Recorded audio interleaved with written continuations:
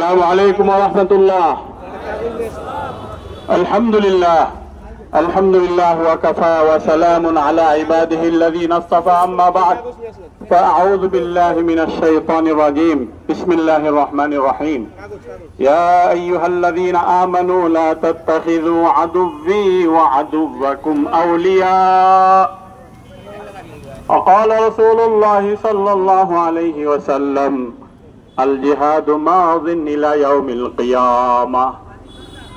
আমরা সবাই দরুদ শরীফ পড়ি। আল্লাহুম্মা সাল্লি আলা মুহাম্মাদ ওয়া আলা আলি মুহাম্মাদ কামা সাল্লাইতা আলা ইব্রাহিম ওয়া আলা আলি ইব্রাহিম ইন্নাকা হামিদুম মাজিদ। আল্লাহুম্মা বারিক আলা মুহাম্মাদ ওয়া আলা আলি মুহাম্মাদ কামা বারাকতা আলা ইব্রাহিম ওয়া আলা আলি ইব্রাহিম ইন্নাকা হামিদুম মাজিদ। আজ 2 মে 2025 রোজ শুক্রবার বা জুমা বড়বাগ ও মণিপুরের তাওহীদি জনতার উদ্যোগে আয়োজিত গণসমাবেশ ও মানববন্ধনে উপস্থিত অত্র এলাকার সম্মানিত আইম্মায়ে কেরাম ও তাওহীদি জনতা,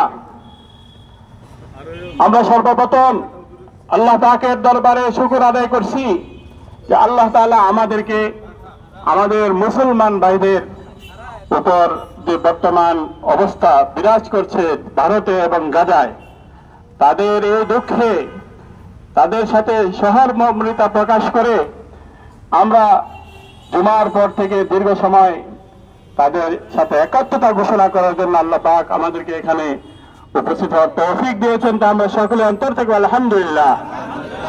সাথে সাথে আল্লাহ পাকের কাছে আমরা এই প্রত্যেক দোয়া করি, আল্লাহ পাক যেন আমাদের এই দাঁড়ানোকে কবুল করুন। দীর্ঘ সময় ধরে আমরা আজকে ঘাম ঝরাচ্ছি, আমাদের ভাইরা রক্ত ঝরাচ্ছে, ফিলিস্তিনের মুসলমানরা শরীর থেকে রক্ত ঝরছে, ভারতে রক্ত ঝরছে, আর আমরা সামান্য ঘাম ঝরাচ্ছি। আল্লাহ পাক যেন আমাদের এই ঘাম ঝরানোটা কবুল করুন, সকলে বলে আমিন। রাসূলুল্লাহ সাল্লাল্লাহু আলাইহি ওয়াসাল্লাম হাদিস শরীফে বলেছেন, মুসলমানরা হলো একটা মানুষের মতো। আল মুসলিমুনা কারাজুলিন ওয়াহিদ, সকল মুসলমান একটা মানুষের মতো। আমি আপনার শরীরে অনেকগুলো অঙ্গ আছে, শতাধিক 360টা জোড়া আছে, অঙ্গ আছে। এই অঙ্গগুলির একটা অঙ্গ যদি ব্যথিত হয়, আমার মাথা ব্যথা হয়েছে, মাথা ব্যথা হলে শুয়ে থাকি, কেন? অন্য অঙ্গগুলো ব্যথিত হয়ে যায়। মাথা ব্যথা হলে হাত পা সবগুলো সহমর্মিতা প্রকাশ করে। আমার চোখে সমস্যা হয়েছে, ব্যথা পেতেছে, আমি শুয়ে পড়ি, সমস্ত অঙ্গগুলির সাথে সাথে সহমর্মিতা প্রকাশ করে। মুসলমানরা হলো একটা দেহের মতো। রাসূলুল্লাহ সাল্লাল্লাহু আলাইহি ওয়াসাল্লাম বলেছেন যে মুসলমান যেখানে আঘাত পাবে, সারা বিশ্বের মুসলমান জেগে উঠবে। যেমন আজকে আমরা গাজায় আমাদের থেকে হাজার হাজার মাইল দূরে, ভারতে থেকে আমরা বহু দূরে অবস্থান করছি, কিন্তু আমরা তাদের সাথে একত্রতা ঘোষণা করে রাস্তায় দাঁড়িয়ে গেছি। এটা আমাদের যতটুকু সাধ্য আছে, যদি আমরা অতটুকু প্রতিবাদ না করি, আল্লাহর দরবারে আমাদেরকে জবাবদিহি করতে হবে। আমার আব্বা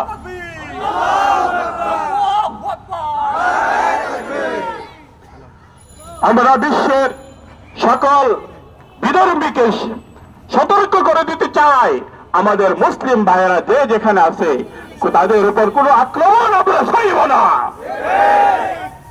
আল্লাহ পাক কোরআনে কারীমের মধ্যে ইরশাদ করেন, ইয়া আইয়ুহাল্লাযীনা আমানু লা তাত্তাখিযু আদুওয়ি ওয়া আদুওয়াকুম আউলিয়া।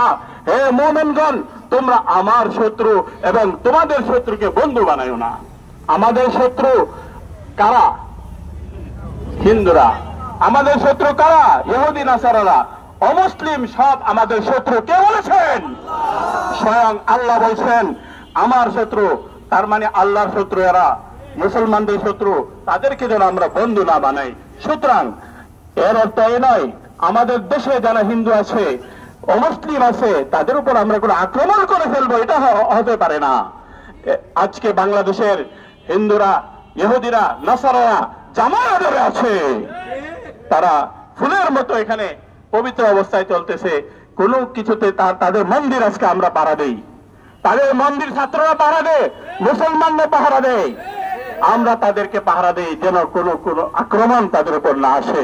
অথচ এর উল্টো আচরণ ভারতে হিন্দুরা করছে মুসলমানদের উপর আক্রমণ, মসজিদের উপর আক্রমণ, মাদ্রাসার উপর আক্রমণ, তা আমরা কোনোভাবে মেনে নিতে পারি না, পারি না, পারি না।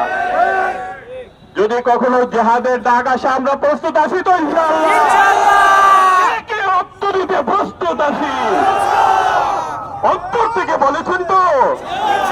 আল্লাহ আমাদের হাত তোলাকে কবুল করো। আল্লাহ তাআলা আমাদের সকলের মধ্যে জিহাদের স্পিরিট পয়দা করবে, সকলে বলে আমিন। আমাদের মুসলিম ভাইয়েরা যেখানে নির্যাতিত হচ্ছে, নিপীড়িত হচ্ছে, আল্লাহ তাদেরকে গায়েবী মদত করুন, সকলে বলে আমিন। আমি এই বলে আমার বক্তব্য শেষ করছি। ওয়া আখিরু দাওয়ানা আলহামদুলিল্লাহি রাব্বিল আলামিন। কথা বলবেন?